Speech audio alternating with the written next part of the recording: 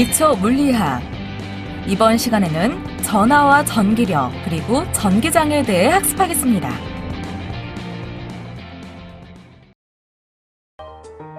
전기학이라는 단어는 호박을 뜻하는 그리스 단어에 근거를 둔 전자로부터 비롯되었습니다. 여기서 말하는 호박은 실과 종이, 머리카락, 그리고 그것을 모피에 문지른 다음 다른 것들을 잡아당기는 합성 수지를 말합니다. 아마 호박의 성질은 여러분들이 평소 빗질을 할 때 머리카락이 빗에 달라붙는 현상으로 겪어본 적이 있을 것입니다. 호박 효과라고 알려진 이 현상은 고대 그리스인들에 의해 기록되었지만 그 원인은 2000년 이상 수수께끼로 남아있었는데요. 그 수수께끼의 답은 바로 정전기적 현상으로 호박에서 나타나는 인력에 의한 것입니다. 이러한 대전된 입자 사이에 전자기적 힘은 자연계에 존재하는 기본적인 힘 가운데 하나이죠. 오늘은 이러한 전기력의 기본적인 특성을 기술하고 대전된 두 물체 사이에 작용하는 기본적인 법칙인 클롱의 법칙에 대해 알아보고자 합니다. 그리고 전하 분포에 의한 전기장 개념과 전기장이 다른 대전 입자에 미치는 영향, 클롱의 법칙을 이용하여 주어진 전하 분포에 대한 전기장을 계산하는 방법, 전기장 모양을 시각화하는 방법에 대해서도 살펴보겠습니다. 그럼 지금부터 전하와 전기력, 그리고 전기장, 전기력선에 대해 자세히 알아보도록 하겠습니다. 여러분, 안녕하세요. 여러분과 함께 기초 물리학을 학습할 김대중입니다. 이번 시간의 학습 내용은 전하와 전기력, 그리고 전기장과 전기력선입니다. 여러분은 이번 학습을 마치고 나면 전하와 전기력에 대해 설명할 수 있고요. 전기장과 전기력선을 설명할 수 있을 것입니다. 그럼 지금부터 학습을 시작하도록 하겠습니다. 전하와 전기력.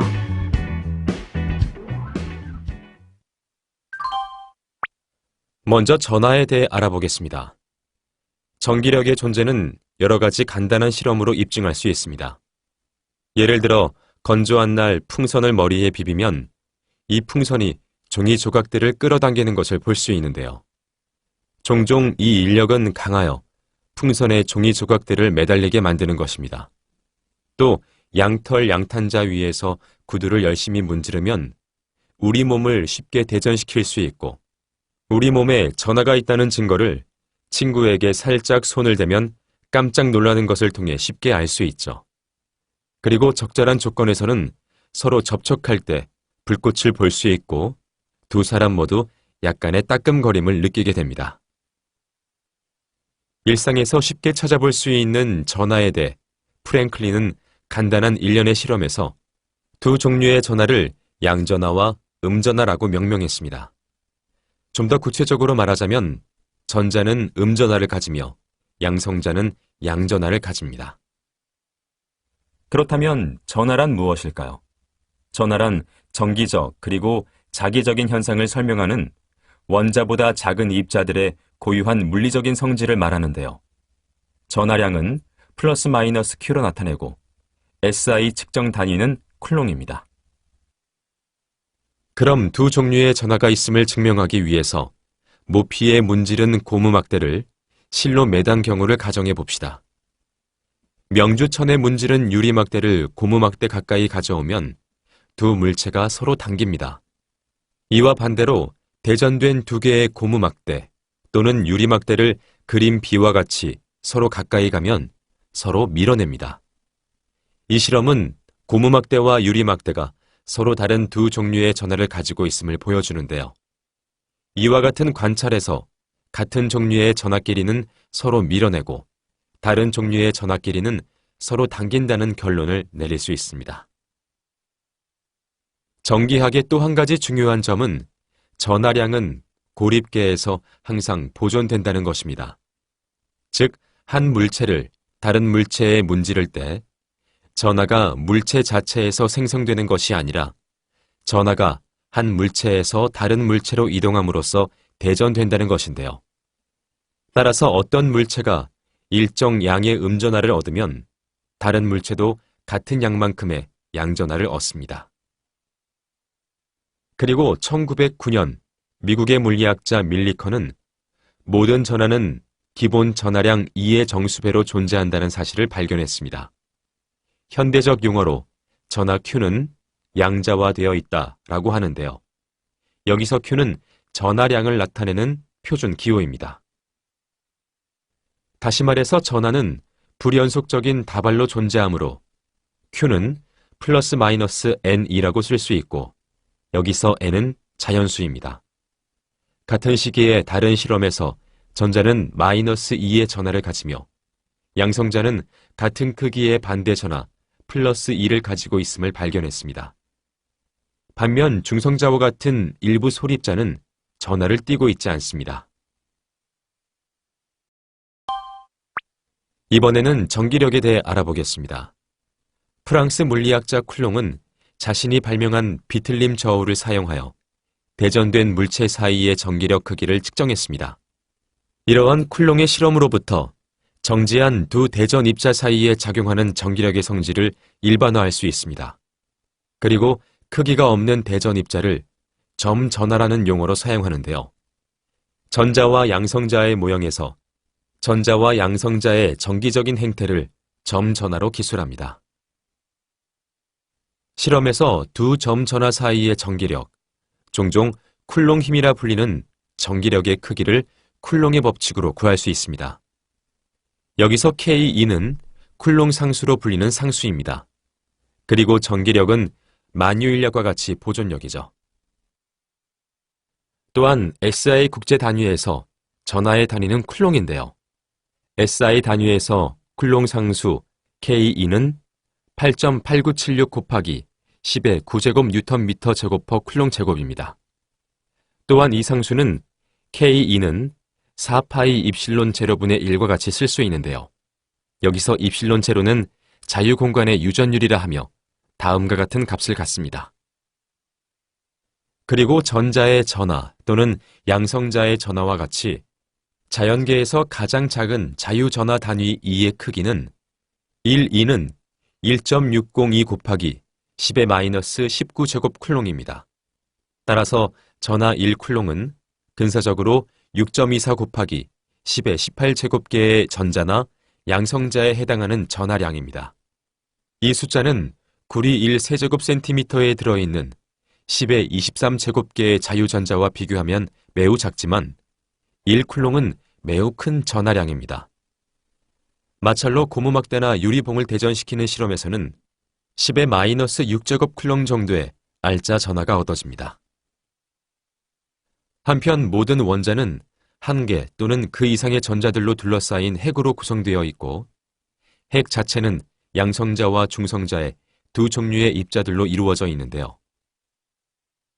이렇게 핵을 구성하는 전자와 양성자, 중성자가 갖는 전하와 질량은 각각 다릅니다.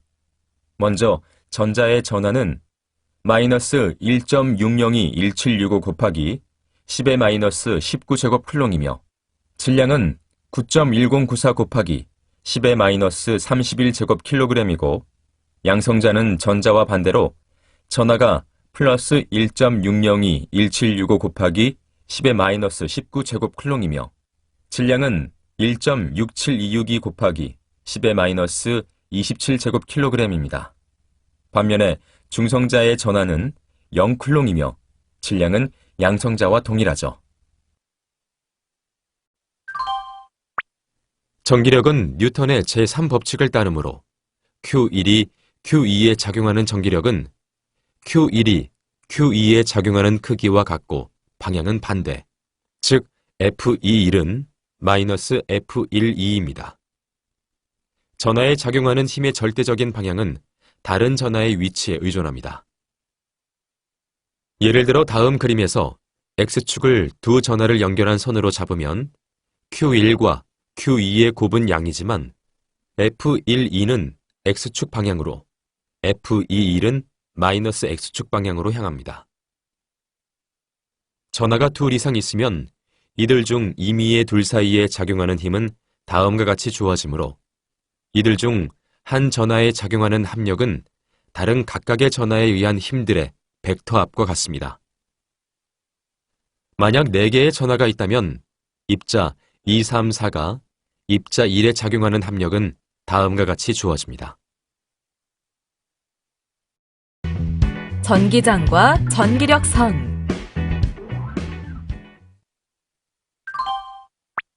이번에는 전기장에 대해 알아보겠습니다. 장 개념은 패러데이에 의해 발전되었고 앞으로 전념해야 할 가치가 있는 실제적인 값입니다. 전기장은 원천 전하인 대전체 주변의 공간 영역에 존재하는 것으로 시험 전하인 다른 대전체가 이 전기장에 들어가면 이 대전체는 전기력에 영향을 받습니다. 예를 들어 그림과 같이 작은 양전하인 시험전하 Q0가 큰 양전하를 가진 두 번째 대전체 Q에 가까이 놓는다고 가정해 봅시다. 시험 전하의 위치에서 원천 전하에 의한 전기장은 시험 전하에 작용하는 단위 전하당 전기력으로 정의하거나 또는 좀 더 명확하게 공간 속의 한 점에서 전기장 벡터 E는 그 점에 놓인 양의 시험 전하에 작용하는 전기력 F2를 시험 전하 Q0로 나눈 것으로 정의할 수 있습니다. 이러한 전기장 벡터 E의 SI 단위는 뉴턴 퍼 클롱인데요.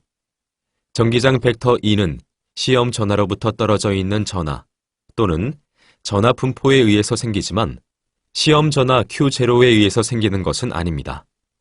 또한 전기장의 존재는 원천 전하 또는 전하 분포의 성질이며 전기장이 존재하기 위해서는 시험 전하가 필요하지 않죠. 단지 시험 전하는 전기장을 탐지하는 검출기 역할을 할 뿐입니다. 그림과 같이 전기장 벡터 E의 방향은 양의 시험 전하가 전기장에 놓여 있을 때 받는 힘의 방향입니다. 어느 점에서 시험 전하가 전기력을 받으면 그 점에는 전기장이 존재합니다. 그리고 전기장에 관한 식 E는 Q0분의 F2는 다음과 같이 F2는 Q02로 다시 쓸 수 있습니다. 이 식으로 전기장 안에 있는 대전된 입자에 작용하는 힘을 구하면 됩니다. 만일 Q0가 양이면 힘은 전기장의 방향과 같고 Q0가 음이면 힘과 전기장은 반대 방향인 것입니다. 그럼 이번에는 전기장의 방향을 결정하기 위하여 원천 전하로 점전하 Q를 고려해 보겠습니다. 이 전하는 자신을 둘러싼 공간의 모든 점의 전기장을 만드는데요.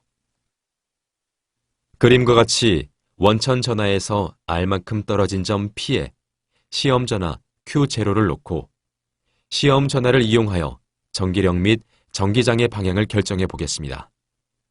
그림 A에서 이 힘은 원천 전하 Q에서 멀어지는 방향입니다. 시험 전하의 위치인 점 P에서 전기장은 E는 Q0분의 F2로 정의되므로 점 P에서 Q가 만드는 전기장은 다음과 같이 쓸 수 있습니다. 그리고 여기 나와 있는 그림 B는 그림 A에서 시험 전하가 제거된 상황을 나타낸 것인데요. 만일 원천 전하가 양이면 점 P에서 원천 전하는 전기장을 Q로부터 멀어지는 방향으로 향하게 합니다. 또 그림 C와 같이 Q가 음이면 시험 전하에 작용하는 힘은 원천 전하로 향합니다. 따라서 점 P에서 전기장은 그림 D와 같이 원천 전하로 향합니다. 앞서 살펴본 전기장 모양을 편리하게 시각화하는 방법은 패러데이가 처음 도입한 소위 전기력 선이라고 하는 선을 그리는 것입니다. 이 선은 공간의 전기장에 여러 가지로 관련이 있는데요. 우선 전기장 벡터 E는 각 점에서 전기장의 접선 방향입니다. 화살촉 방향은 전기장 벡터 방향을 나타내고 전기력선의 방향은 전기장 안에 놓인 양의 시험 전하가 받는 힘의 방향을 의미합니다. 그리고 전기력선의 수직인 면을 통과하는 단위 면적당 전기력선의 수는 그 영역 안에 있는 전기장 크기에 비례합니다. 따라서 전기장이 강한 영역에서는 전기력선들이 서로 가까이 있고 전기장이 약한 영역에서는 멀리 떨어져 있습니다. 그렇다면 전하 분포에 대한 전기력선을 그리는 원칙에는 어떤 것들이 있을까요? 첫째, 전기력선은 양의 전하에서 시작하여 음의 전하에서 끝나야 합니다. 만일 여분의 전하가 있으면 전기력선은 무한히 멀리 떨어진 곳에서 시작하거나 끝날 것입니다. 둘째, 양 전하에서 나오거나 음 전하에 들어가는 전기력선의 수는 전하 크기에 비례해야 하며 마지막으로 두 전기력선은 교차할 수 없습니다. 자, 그럼 전기력선의 예시를 보도록 할까요? 다음 그림은 점 전하의 전기력선입니다. 양의 점 전하인 경우에 전기력선은 방사상으로 퍼져나가고요. 음의 점 전하인 경우에 전기력선은 방사상으로 모여듭니다. 다음 그림은 전하량은 같고 부호가 다른 두 개의 점 전하를 띤 전기 쌍극자에 대한 전기력선이고요. 이 그림은 한 점 전하 플러스 EQ와 다른 점 전하 마이너스 Q에 의한 전기력선입니다. 지금까지 학습한 내용을 퀴즈를 통해 확인해 보겠습니다. 시작 버튼을 클릭하세요.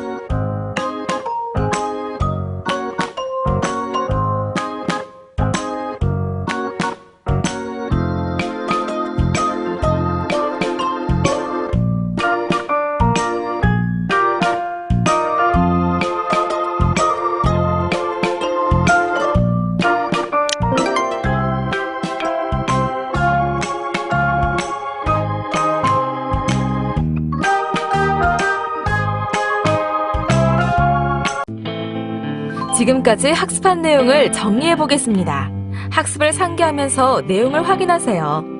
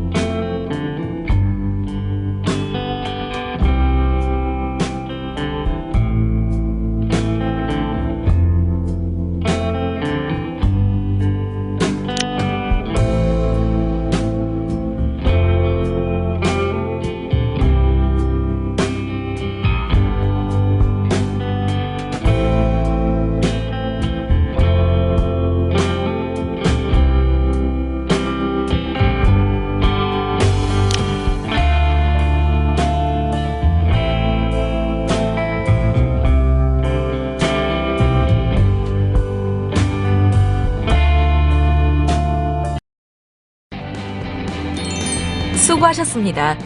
이것으로 전하와 전기력 그리고 전기장에 대한 학습을 마치겠습니다. 다음 시간에는 전위와 전기 용량에 대해 학습하겠습니다.